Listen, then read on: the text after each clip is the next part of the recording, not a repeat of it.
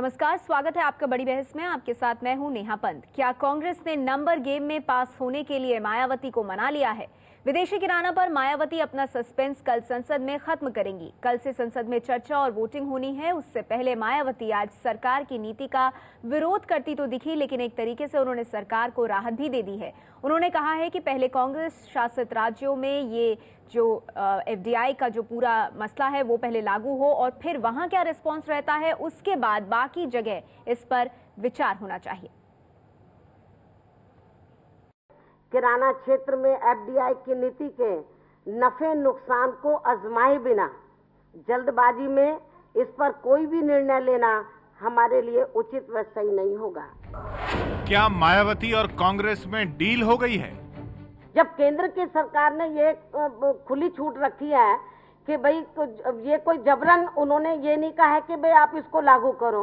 जो लागू करना चाहे वो कर सकता है, जो नहीं करना चाहता वो ना करे।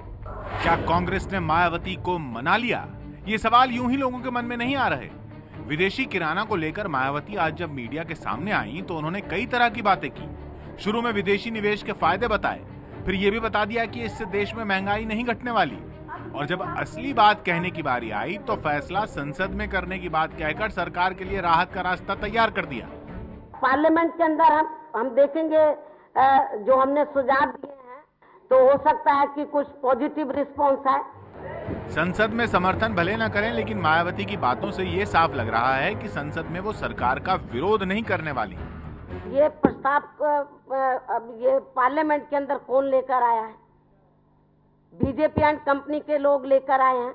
तो हमें ये भी देखना है कि हम इस मुद्दे के ऊपर उनके साथ खड़े होते तो एक ऐसा मैसेज ना चला जाए कि हम सांप्रदायिक ताकतों को मजबूत कर रहे हैं। कल से लोकसभा में विदेशी किराना पर नियम 184 के तहत चर्चा और वोटिंग होनी है। सरकार को उम्मीद है कि जीत उसकी ही होगी। थोड़ी बहुत चिंता मायावती और मुलायम सिंह को लेकर थी। मायावती ने तो एक तरह से राहत दे दी, लेकिन मुलायम का रुख अब भी साफ नहीं है।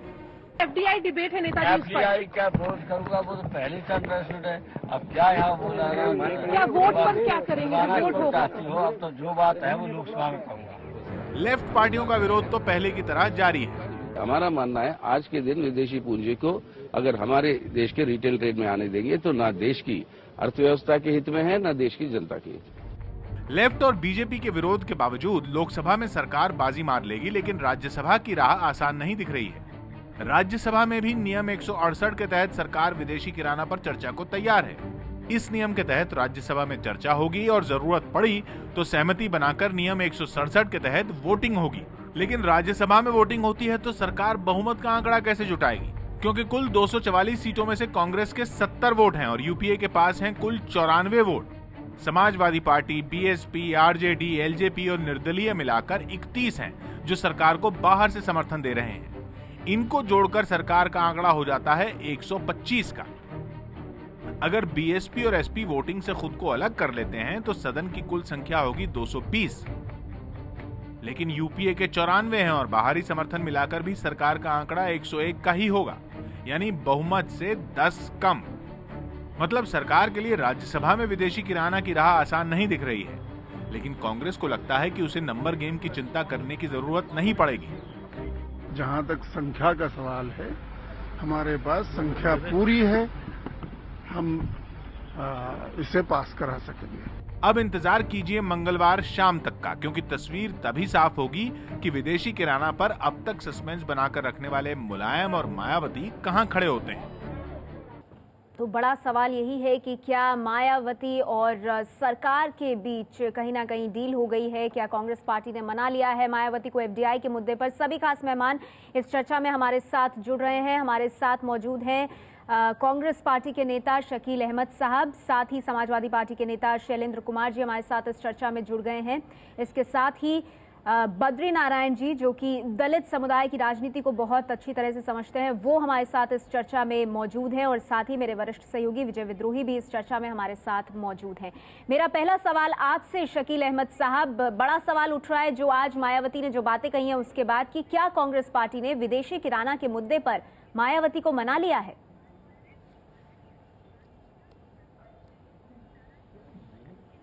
देखिए, मायावती जी ने खुद अपने प्रेस कॉन्फ्रेंस में कहा है कि उनकी पार्टी का क्या रुख होगा ये वो संसद में जाहिर करेंगी। लेकिन एक बात बहुत ही स्पष्ट रूप से लोगों को समझनी चाहिए कि उत्तर प्रदेश की दो बड़ी पार्टियां, मायावती जी की पार्टी और मुलायम सिंह यादव जी की पार्टी, कांग्रेस से उनका संबंध है। आप याद करें कि हम लोगों ने चुनाव लड़ा, विधानसभा का एक दूसरे के खिलाफ चुनाव लड़ा, बहुत ही बीटर चुनाव प्रचार हुआ। उसके बाद भी कभी मुलायम सिंह यादव जी की पार्टी ने या मायावती जी की पार्टी ने, उनके बड़े नेताओं की बात छोड़ दीजिए, उनके जो छोटे नेता हैं उन्होंने भी कभी ये धमकी नहीं दी कि हम सरकार गिरा देंगे। ये उन पार्टियों का पॉलिटिकल कमिटमेंट है। इसलिए वो जो फैसला लेंगे, अपनी जो उनकी पॉलिटिकल आइडियोलॉजी है, जो देश की वर्तमान परिस्थिति है, जो एफडीआई के बारे में बातें कही जा रही हैं, उन सब को ध्यान में रख करके मैं समझता हूं मुलायम सिंह जी की पार्टी और मायावती जी की पार्टी दोनों फैसला करेगी। और अभी जब पार्लियामेंट में बहस चलेगी, पार्लियामेंट में वोटिंग होगी, उसका हम लोग को इंतजार करना चाहिए। जी बिल्कुल, लेकिन तब भी आप कह रहे हैं कि मायावती ने कभी भी इस तरह की कोई धमकी नहीं दी है कि वो सरकार गिराना चाहती हैं, तो ये कहीं ना कहीं सरकार के लिए राहत की बात जरूर होगी। शैलेंद्र कुमार जी, समाजवादी पार्टी के नेता, हमारे साथ मौजूद हैं। शैलेंद्र कुमार जी, आपको क्या लगता है, आज जिस तरह से मायावती ने प्रेस कॉन्फ्रेंस की और जो बातें उन्होंने विदेशी किराना को लेकर कही, क्या उसको लेकर के आपको ये लगता है कि सरकार ने मायावती को विदेशी किराना को लेकर मना लिया है?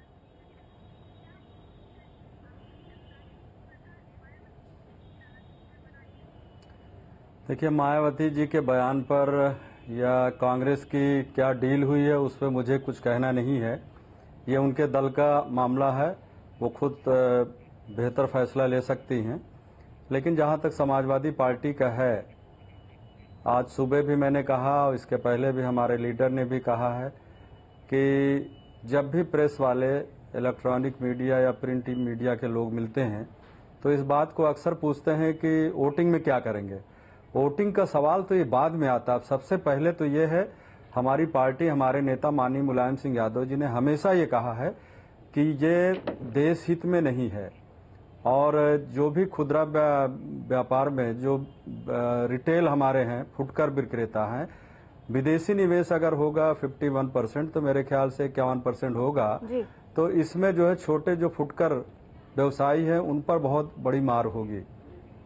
आपने देखा होगा कि जो फुटकर व्यवसाय करने वाले लोग हैं उनके आंकड़े अगर देश में देखा जाए तो मेरे ख्याल से करीब लगभग 4-5 करोड़ के करीब लोग हैं, तो उन पे सबसे बड़ी मार पड़ेगी। इसी का समाजवादी पार्टी ने विरोध भी किया है। हम जो है 194 के तहत जो चर्चा स्वीकार की गई है, हम उसमें बहस करेंगे, हमारे लीडर बोलेंगे, सभी दल के नेता अपने पक्ष रखेंगे, अपनी बात रखेंगे इस विषय पर 184 में, और उसके बाद जो है सरकार की तरफ से जो जवाब आएगा उस वक्त हम लोग फैसला ले लेंगे कि क्या करना है क्या नहीं करना है। जी कैसी राजनीति है आती है। लेकिन अब उत्तर प्रदेश की दो बड़ी पार्टियों की, शैलेंद्र जी, ये कैसी राजनीति है? शैलेंद्र जी, ये कैसी राजनीति है उत्तर प्रदेश की दो बड़ी पार्टियों की कि आप एफडीआई का विरोध भी करते हैं, आप कहते हैं सरकार जो कर रही है ठीक नहीं कर रही, इतने करोड़ जो रिटेल में काम करने वाले लोग हैं वो बेरोजगार हो जाएंगे, उसके बाद आप सस्पेंस बना के रखते हैं और उसके बाद आप संकेत भी देते हैं कि चूंकि धर्मनिरपेक्ष पार्टियां एक होनी चाहिए, सांप्रदायिकता वाली पार्टियां कथित रूप से वो सत्ता में नहीं आ जाए, इसलिए कहीं ना कहीं आप संकेत भी देते हैं बेल आउट करने के लिए। ये आर्थिक फैसला है, राजनीतिक फैसला है? बिल्कुल।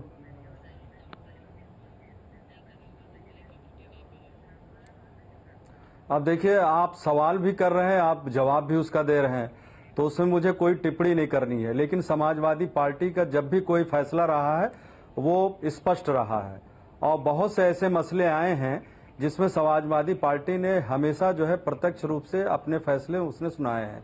जहां तक इस पर है एफडीआई के मामले में, आप पहले बहस तो होने दीजिए। हमारी पार्टी, हमारे नेता ने पहले भी कहा कि आम सहमत बनानी चाहिए, प्राइम मिनिस्टर को चाहिए कि विभिन्न दल के नेताओं से वो इस बात को समझाएं कि हाँ कैसे लागू करेंगे, कैसे नहीं लागू करेंगे।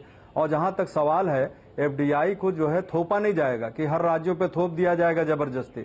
जो राज्य चाहे अपने यहाँ लागू करे, जो राज्य तो शैलेंद्र कुमार जी, कमोबेश आप भी वही बात कह रहे हैं जो बात आज मायावती ने कही, उन्होंने भी यही बात कही कि उतावलेपन में कोई फैसला लेना है। जी बिल्कुल, आप वही बातें कह रहे हैं जो आज मायावती ने अपनी प्रेस कॉन्फ्रेंस में कही थी। हमारे साथ बद्री नारायण जी भी मौजूद है। मेरा इससे पहले भी अगर इंटरव्यू बयान आया था। जी, हमारे साथ बद्री नारायण भी मौजूद हैं, हम उनसे भी बात करते हैं इस पूरे मसले पर। बद्री नारायण जी, मायावती की राजनीति के बारे में आपसे जानना चाहूंगे। आज जो प्रेस कॉन्फ्रेंस की, एक तरफ जो अपने वोटर हैं वो उनको संबोधित कर रही थी, लेकिन दूसरी तरफ जो बातें उन्होंने कही, सरकार को उससे उन्होंने राहत दी, बावजूद इसके कि वो एफडीआई का विरोध करती है, ये उन्होंने खुद कहा है। देखिए नेहा, ये मायावती जी का दोहरा संकट है। एक तो है धर्म संकट कि कांग्रेस सरकार को गिरने नहीं देना है, एक उसका खास तरह के अप्रत्यक्ष समर्थन भी रखना है। दूसरी तरफ है नीति संकट, क्योंकि ये जो नीति है, एफडीआई की जो नीति है, ये नीति एक तरफ बाजार को मजबूत करती है, जो असमानता भी फैला सकती है, असमानता को बढ़ा सकती है, और ऐसे में वो बहुत सूझबूझ से यहाँ स्टैंड ले रही हैं कि पहले कांग्रेस राज्यों में इसका उपयोग देख लिया जाए, अगर वहाँ अच्छे परिणाम आते हैं, वो अपने वोटर्स को कह रही हैं कि हम आपको किसी भी संकट में नहीं डालेंगे, तो और इसके अच्छे परिणाम अगर आएंगे, क्योंकि वो मानती है कि जो ये नीति है, कोई भी नीति, खास के बाजार की नीतियां तभी सफल हो सकती हैं जबकि सरकार उसको बेहतर ढंग से कंट्रोल करे, बाजार को टेम करे, कंट्रोल करे, मैनेज करे। पूरी दुनिया में देखिए, जहां भी बाजार असमानता बढ़ाने का काम कर रही है, वहां सरकार ठीक से बाजार को कंट्रोल नहीं कर रही है। जहां बाजार को ठीक से सरकार कंट्रोल कर रही है, वहां वो नीतियां अच्छा काम कर रही हैं। तो मायावती पूरी दुनिया की जो वैश्विक जो अर्थव्यवस्था है उसको भी ध्यान में कहीं ना कहीं रखे हैं कि ये नीतियां कहीं भी जनता के विरुद्ध न चले जाएं, खास करके मार्जिनल, उपेक्षित और दलित जनता के। अगर ये पक्ष में जा सकती हैं थोड़ी भी, तो उनको एक फेस सेविंग होगा। अगर खिलाफ में जाती हैं, अगर दलित जनता, ये छोटे फुटकर जो हमारे वो हैं, अगर इससे पीसते हैं, तो मायावती उस समय इससे तौबा करना चाहेंगी, मुझे ऐसा लगता है नेहा। चलिए, तो अभी एक दोहरा संकट मायावती के सामने, और फिलहाल उन्होंने ये कहा है कि वोटिंग जो है वो संसद में सरकार के जवाब के बाद उस पर वो अपने जो प्रतिक्रिया है वो तब देंगी, लेकिन फिर भी सरकार को राहत उन्होंने जरूर दे दी है। ऐसे में सवाल उठता है कि क्या सरकार ने मना लिया है मायावती को। इसी पर चर्चा को हम आगे बढ़ाएंगे। एक छोटा सा ब्रेक ले रहे हैं, जल्द लौटते हैं।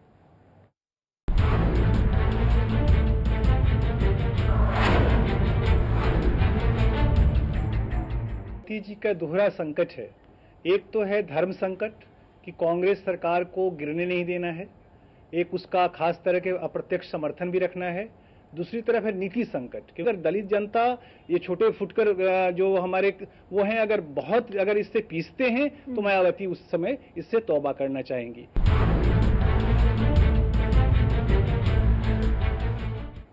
क्या विदेशी किराना के मुद्दे पर कांग्रेस ने मायावती को मना लिया है, इसी पर है हमारी बड़ी बहस, आज की चर्चा। सभी मेहमान हमारे साथ मौजूद हैं। कुछ देर में हम रुख करेंगे बीजेपी के नेता तरुण विजय का भी, वो हमारे साथ जुड़ गए हैं इस चर्चा में। तरुण विजय जी, आज मायावती ने नरमी दिखाई एफडीआई के मुद्दे को लेकर, क्योंकि उन्होंने दो बातें साफ कही। उन्होंने कहा एक तो ये राज्यों की सरकारों पर थोपा नहीं जा रहा है, दूसरा क्योंकि बीजेपी ये प्रस्ताव लेकर आई है, इसीलिए उन्होंने कहा कि वो सांप्रदायिक ताकतों के साथ खड़ी होते हुए नहीं दिखना चाहेंगी। क्या लगता है आपको, कांग्रेस ने विदेशी किराना के मुद्दे पर मायावती को मना लिया है?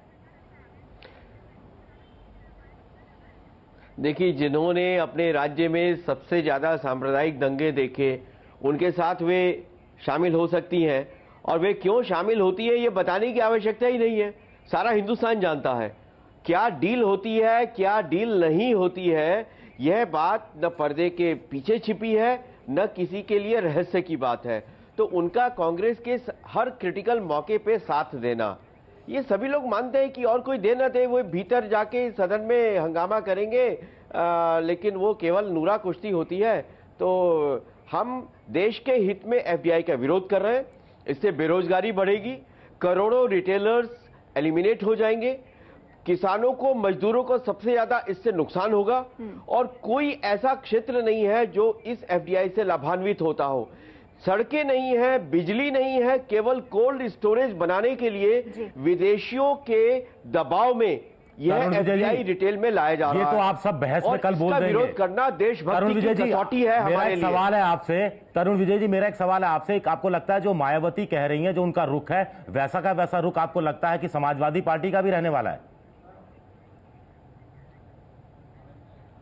समाजवादी पार्टी के प्रवक्ता से पूछिए।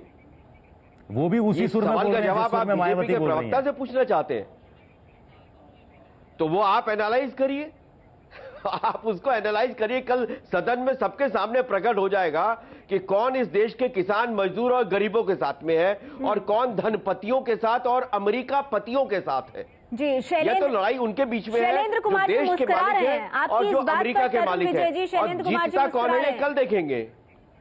शैलेंद्र जी,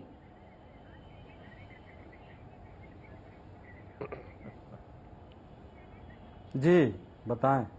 जी शैलेंद्र जी, तरुण विजय जी कह रहे हैं कि ये कल संसद में स्पष्ट हो जाएगा। कहना है कि उन्होंने कहा कि समाज बिल्कुल हो जाएगा। देखिए, हर दल के नेता बोलेंगे, अपनी बात रखेंगे, अपना पक्ष प्रस्तुत करेंगे, उनके दल की भावनाओं को भी पूरा सदन अवगत होगा और कोशिश की जाएगी कि जहां पे जनहित में जनता जो बेरोजगारी की समस्या बढ़ेगी, एफडीआई को लेकर तमाम अपने दल के विचार रखने का स्वतंत्र जो है निष्पक्ष रूप से वहां पे एक मौका मिलेगा और रखेंगे। सरकार उसको गंभीरता से सोचेगी, देखेगी और कोशिश की जाएगी कि हो सकता है कि सरकार इसमें कोई अमूल चूक, कोई परिवर्तन भी करे।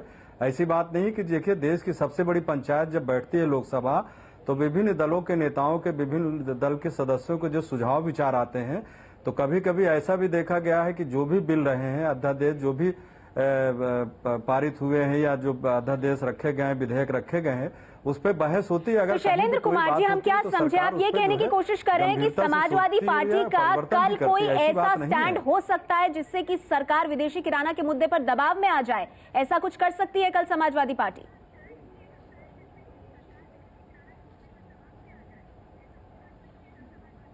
अब ये तो देखिए, हर दल के नेता अपने पक्ष रखेंगे।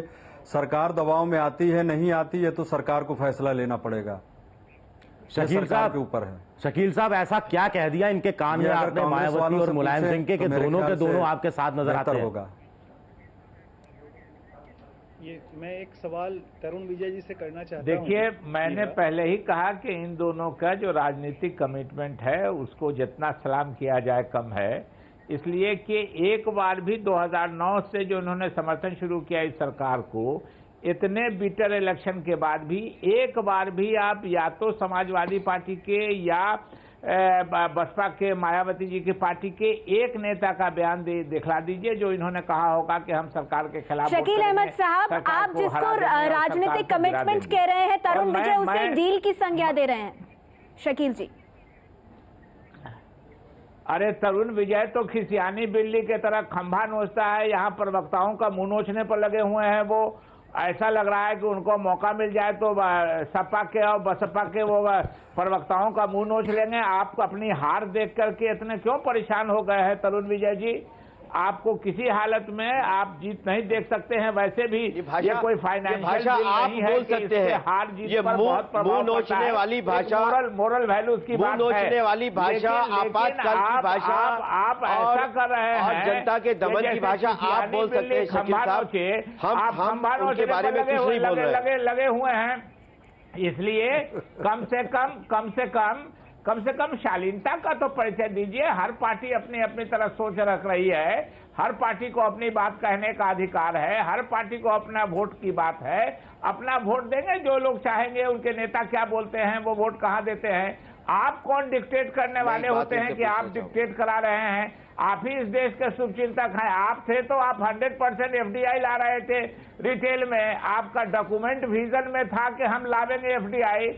How you lost your vision, ये बताना चाहिए आपको कि आपका विजन कैसे लॉस्ट हो गया, जो आपके विजन डॉक्यूमेंट में था कि एफडीआई। शकील अहमद साहब, आपकी बात पे तरुण विजय कुछ कहना चाहते हैं, बद्री नारायण कुछ कहना चाहते हैं। छोटा सा ब्रेक में ले रही हूँ, उसके बाद इस चर्चा को आगे बढ़ाएंगे। बड़ी बहस जारी है। प्रवचन दे रहे हैं टीवी चैनल पर, दूसरे को बोल रहे हैं और दूसरे को जो बोल रहा है पड़ रहा है। हमें छोटे से ब्रेक के लिए वापस लौटेंगे हम टीवी चैनल पे।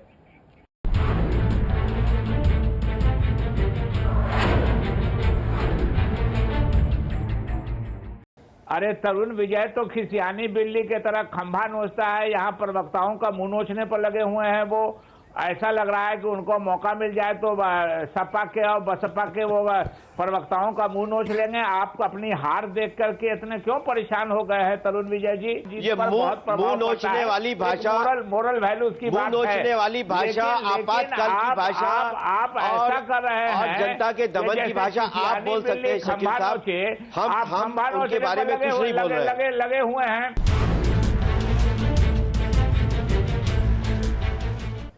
बड़ी बहस जारी है हमारी कि क्या विदेशी किराना के मुद्दे पर कांग्रेस ने मायावती को मना लिया है। सभी मेहमान हमारे साथ मौजूद हैं। तरुण विजय जी, ब्रेक पर जाने से पहले जो बात शकील अहमद साहब कह रहे थे उसे ही अलग शब्दों में मैं आपके सामने रखना चाहूंगी। क्या विपक्ष को और खासतौर पर बीजेपी को इस बात का एहसास हो रहा है कि जिस तरह का दबाव सरकार पर बनाया जाना चाहती है वो बीजेपी खुद विदेशी किराना पर वो शायद बन ना पाए, क्योंकि मायावती और समाजवादी पार्टी का जो रुख है सरकार के प्रति वो नरम दिख रहा है? देखिए, मैं दुख के साथ कहना चाहूंगा कि मीडिया में भी आजकल ये हो गया है कि वे स्क्रीन पे अभद्र और घटिया भाषा को चलाकर अपनी टीआरपी बढ़ाना चाहते हैं। मैं किसी भी प्रवक्ता का कभी असम्मान नहीं कर सकता। समाजवादी पार्टी के प्रवक्ता के बारे में एक शब्द भी मैंने गलत नहीं कहा और नहीं किसी और प्रवक्ता के बारे में। शकील साहब की भाषा न केवल अभद्र है बल्कि अनपार्लियामेंट्री है, और जो मुंह नोचने की भाषा तो ये इमरजेंसी वाले करते हैं जिन्होंने जनता का इतना कुचला और दमन किया। हम कभी स्क्रीन पे ऐसी भाषा का इस्तेमाल करते नहीं है और उनको मैं चुनौती देता हूं वे 100% आप सबसे बड़ी अभद्रता करते हैं कि आप बीच में इंटरप्ट करते हैं लोगों को। आप सबसे बड़ी अभद्रता करते हैं तरुण विजय जी कि आप लोगों को इंटरप्ट करते हैं। आपको बीच में इंटरप्ट करने का कोई अधिकार नहीं है। जनता फैसला करेगी कि कौन सही बोल रहा है कौन गलत बोल रहा है। आप मोरल प्रीचिंग बैठ के करते हैं यहाँ, आप खुद अभद्र व्यवहार करते हैं, आप इंटरप्ट करते हैं, आपको डिबेट का सेंस नहीं है, दूसरे को इंटरप्ट करते हैं। आप पहले देखिए पुराना वीडियो कि मैंने आपको इंटरप्ट किया या आपने मुझको इंटरप्ट किया, ये जरा देख लीजिए तब बताइएगा।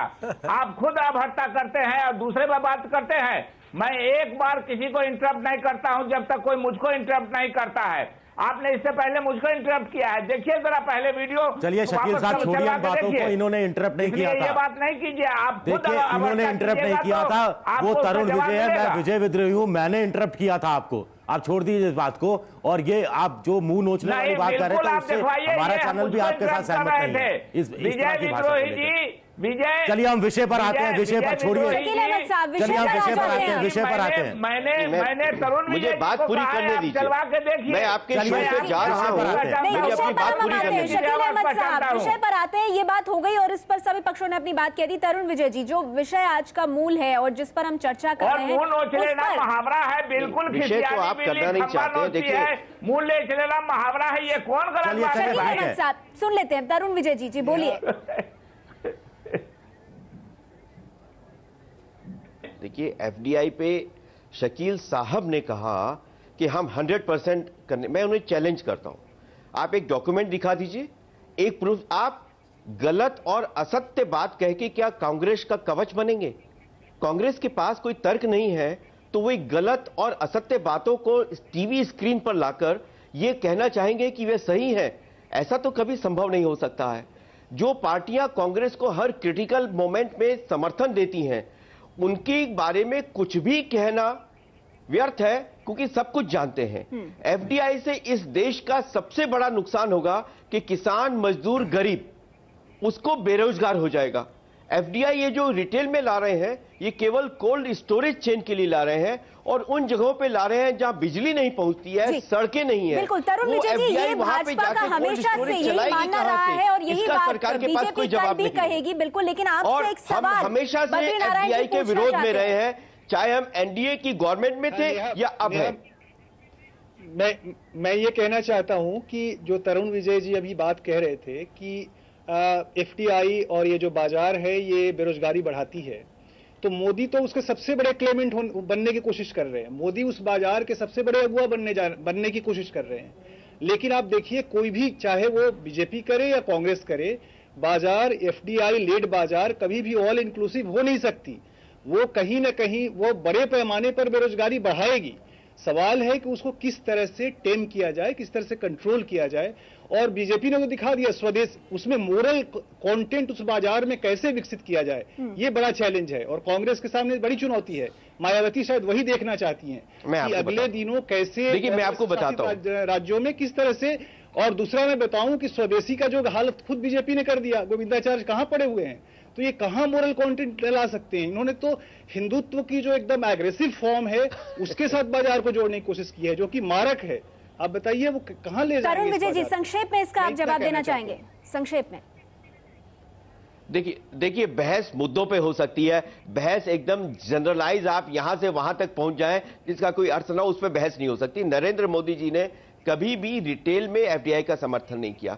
मैं आप भाई साहब को बताना चाहता हूं, हॉर्टिकल्चर के क्षेत्र में भारत ने 100% एफडीआई की छूट दी हुई है। क्या आप बताएंगे कि हॉर्टिकल्चर में कितनी एफडीआई आई है? केवल बाजार जो जमाया हिंदुस्तान का बाजार है रिटेलर्स का, उसको समाप्त करके उसका फायदा विदेशी कंपनियां लेने के लिए रिटेल में एफडीआई ला रही है। हम एफडीआई के सर्वथा विरोधी नहीं है, हम चाहते हैं इंफ्रास्ट्रक्चर में एफडीआई आए, कोर सेक्टर में एफडीआई आए, जिससे कि भारत का ढांचा मजबूत बने। पर जिस सेक्टर में भारत पहले से मजबूत है, जिसमें हमें चाहिए नहीं एफडीआई, उसमें लाकर जमाए बाजार को आप खत्म क्यों करना चाहते हैं, ये हमारा सवाल है। जी शैलेंद्र कुमार जी, शैलेंद्र कुमार जी, सवाल यहाँ पर एक ये भी उठ रहा है, जो बात पहले भी विजय आपसे जानने की कोशिश कर रहे थे कि समाजवादी पार्टी की जो राजनीति है उस सवाल उस पर भी उठते हैं, क्योंकि मुलायम सिंह यादव और बाकी नेता भी बार बार कहते हैं कि वो एफडीआई के विरोध में है, लेकिन जब भी बात आती है कि क्या संसद में सरकार के खिलाफ वोट देंगे तो इस पर चुप्पी साध लेते हैं, कुछ नहीं कहते।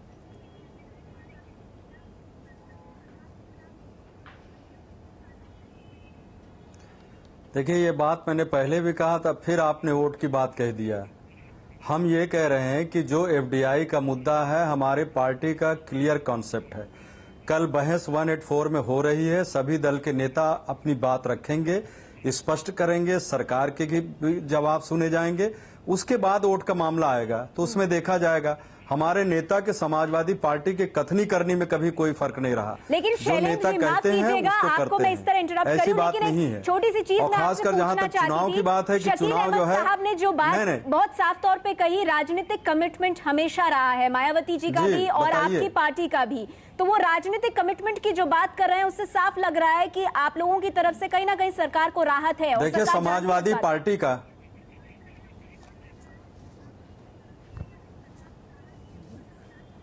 नहीं, मैं आपको क्लियर करूं इस बात को कि समाजवादी पार्टी ने देश की सबसे बड़ी पंचायत लोकसभा में हमेशा जनता के जो भी मुद्दे रहे हैं उसका जो है उस पर लड़ाई लड़ी है।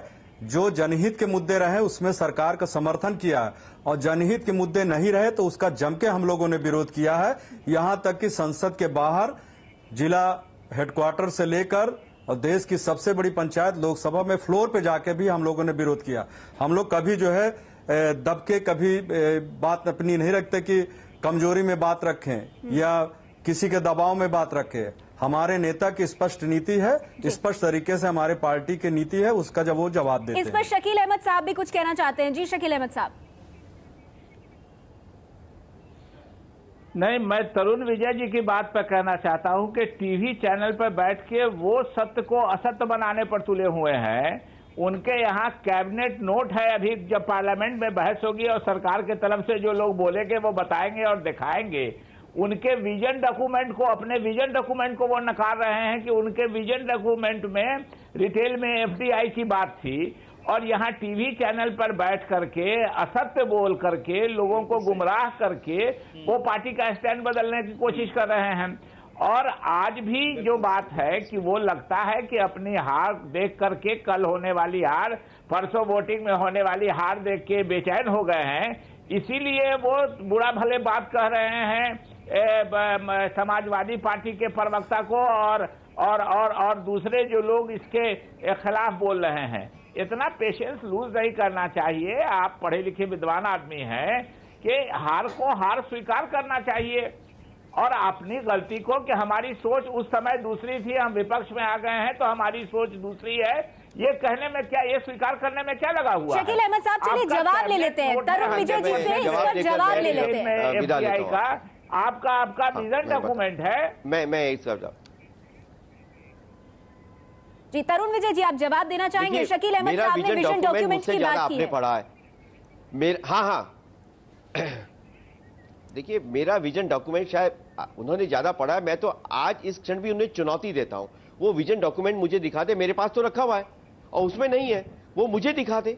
दूसरी बात, प्रणब मुखर्जी साहब जब आपके वित्त मंत्री थे तो सदन में उन्होंने आश्वासन वचन दिया था कि एफडीआई रिटेल में तब तक नहीं लाई जाएगी जब तक सारे स्टेक होल्डर्स को हम उसमें सहमत न कर लें। प्रधानमंत्री मनमोहन सिंह जी ने सदन में कहा था कि एफडीआई रिटेल में लाना जो है इससे निवेशक रिटेलर्स का नुकसान होगा। दोनों डॉक्यूमेंट्स मेरे पास यहां रखे हुए हैं, मैं आपको दिखा देता हूं, आप सदन में कल बात कर लीजिएगा। तो ये जनता को मालूम है असत्य कौन बोलता है और सत्य का गला कौन घोटता है। आपके पास नंबर होंगे वो पता चल जाएंगे शकील साहब, लेकिन नंबर और ब्रूट मेजोरिटी तो इमरजेंसी में इंदिरा जी के पास थी और हिटलर के पास थी जर्मनी में।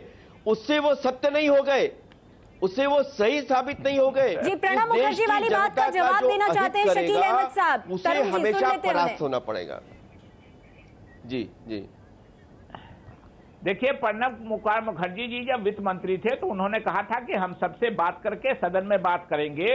वो उन्होंने जो पिछला सत्र डिस्टर्ब हुआ है उसके पहले कहा था, सरकार ने सब लोगों से बात की, एक निर्णय हुआ कि हम लागू करेंगे और जो राज्य नहीं चाहेंगे उन राज्यों पर जबरदस्ती थोपा नहीं जाएगा। हम ये घोषणा करना चाहते हैं। आप गलत कह रहे हैं। पिछला पूरे पार्लियामेंट का सत्र बीजेपी ने डिस्टर्ब किया, पूरे पार्लियामेंट का सत्र डिस्टर्ब किया, हमको घोषणा करने का अवसर नहीं दिया। यहां तक कि प्रधानमंत्री भी जब बोलने आए एक कोयला आवंटन वाले मामले पे तो उनको बोलने नहीं दिया गया। पूरा सदन डिस्टर्ब कर दिया बीजेपी ने, इसलिए कि कोयला के मामले में इनके मुख्यमंत्रियों का मामला भी सामने में आएगा, इसलिए सरकार नहीं कर सकी घोषणा सदन में। नहीं तो सरकार पिछले सदन में ही ये बात करना चाहती थी और सबसे ये करना चाहती थी। जी बिल्कुल। और अब जिस तरह से मायावती की तरफ से राहत सरकार को दी गई है और समाजवादी पार्टी भी कहीं ना कहीं बहुत ज्यादा अग्रेसिव होती हुई नहीं दिखाई दे रही है, ऐसे में क्या सरकार को वाकई में राहत मिली है विदेशी किराना पर? क्योंकि कल और परसों लोकसभा में अहम चर्चा होनी है। इसी बहस को आगे बढ़ाएंगे। हम एक छोटा सा ब्रेक ले रहे हैं, जल्द लौटते हैं।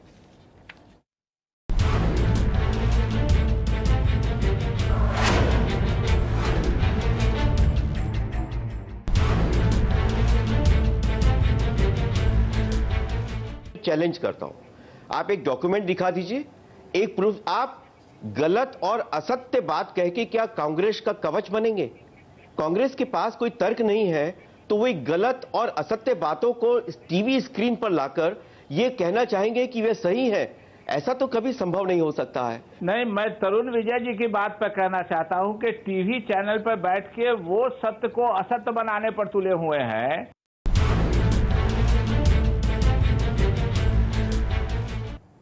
क्या कांग्रेस ने मायावती को विदेशी किराना के मुद्दे पर मना लिया है? इसी पर कर रहे हैं हम आज की बड़ी बहस। और अब तक की बहस में कौन सी बड़ी बातें सामने निकल कर आई हैं, उन पर एक नजर डाल लेते हैं। शैलेंद्र कुमार समाजवादी पार्टी के नेता, उनका कहना है हम विदेशी किराना के खिलाफ हैं लेकिन सरकार ने इसे राज्यों पर थोपा नहीं है, संसद में आखिरी फैसला होगा। तरुण विजय कह रहे हैं कि मायावती के साथ क्या डील होती है ये बात किसी से छिपी नहीं है, कांग्रेस के साथ इनकी नूरा कुश्ती चलती रहती है। बद्री नारायण जी का कहना है मायावती पर दोहरा धर्म संकट है, अप्रत्यक्ष रूप से कांग्रेस का समर्थन करना है और जनता का ध्यान भी रखना है। वहीं शकील अहमद साहब कह रहे हैं कि मायावती ने कभी भी सरकार को धमकी नहीं दी है, सरकार ने अपना पक्ष रख दिया है, अब संसद में फैसला होगा। अब तक की बहस में ये बड़ी बातें सामने निकल कर आई हैं। लेकिन विजय, जिस तरह से मायावती ने नरम रवैया अपनाया है और समाजवादी पार्टी भी बहुत ज्यादा सख्त रुख के साथ नहीं आ रही है, किस तरह की स्थिति आपको आगे बनती हुई दिखाई दे रही है विदेशी किराना के मुद्दे पर? देखिए, कुल मिलाकर बीजेपी अगर आश्वस्त होती कि एफडीआई के मुद्दे पर इस सरकार को गिराया जा सकता है तो तृणमूल कांग्रेस के अविश्वास प्रस्ताव का वो समर्थन कर सकती थी। लेकिन बीजेपी जानती थी कि तब धर्मनिरपेक्ष पार्टियां या धर्मनिरपेक्षता की आड़ में बहुत सारी पार्टियां उससे अलग हो जाएंगी।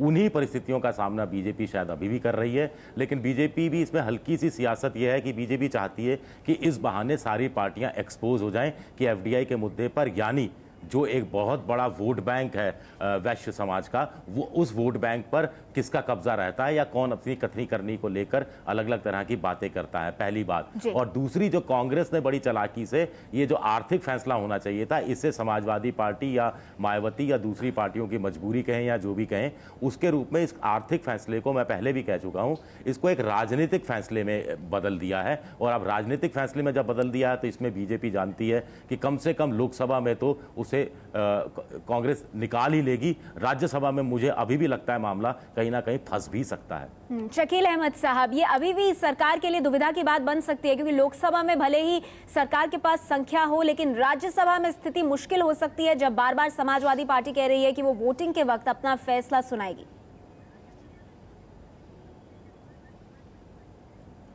नहीं, देखिए, जो प्रिजाइडिंग अफसर्स ने जो नियम दिया है और जो नियमन उनका है कि इस धारा के तहत बहस होगी, सरकार ने उसको स्वीकार किया है और प्रिजाइडिंग अफसर के नियमन को कांग्रेस चैलेंज नहीं करती है, कोई उसका ये नहीं करती है। हम प्रयास करेंगे, हम लोकसभा में भी प्रयास करेंगे निश्चित रूप से बहुमत साबित करने का। और इस मामले में बहुमत तो है ही है, 305 लोगों का समर्थन है लोकसभा के इस सरकार को, और हम राज्यसभा में भी प्रयास करेंगे। हम जो लाइक माइंडेड पार्टीज हैं उनसे बात करेंगे हम। लेकिन एक बात सबों को ध्यान में रखना चाहिए कि ये मनी बिल नहीं है, ये एग्जीक्यूटिव ऑर्डर पर एक बहस है।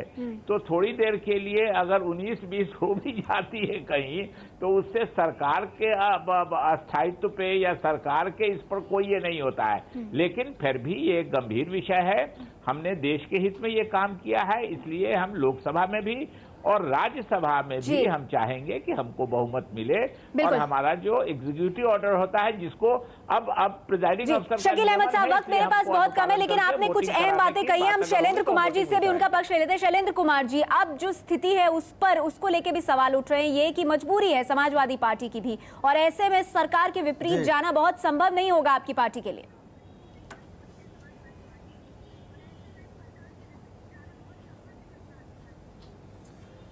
देखिए, हमने पहले भी कहा था समाजवादी पार्टी पे शक शुबहा तो बिल्कुल नहीं करना चाहिए। समाजवादी पार्टी का प्रत्यक्ष रूप से खुल के बहस में हमारे नेता भाग लेंगे, अपनी बात कहेंगे, और कांग्रेस पार्टी किसी के दबाव में नहीं है। जो बात होगी जनहित में, उस मुद्दे को जोरदार तरीके से हमारे नेता रखेंगे जी। जहां तक सवाल है बहस के बाद जो है सरकार के क्या जवाब आते हैं, उस वक्त हम लोग फैसला लेंगे कि क्या करना है क्या नहीं करना है। चलिए, शुक्रिया आप सभी मेहमानों का इस चर्चा के साथ जुड़ने के लिए। बहस के बाद कौन सी पार्टी कौन सा रुख लेती है, हालांकि दो अहम पार्टियां बीएसपी और एसपी ने अपना रुख नरम किया है, तो ऐसे में सरकार बड़ी राहत जरूर महसूस करे। आप सभी का धन्यवाद इस चर्चा के साथ जुड़ने के लिए। रुक रहे हैं कुछ देर के लिए, आगे देखिए आज की बात।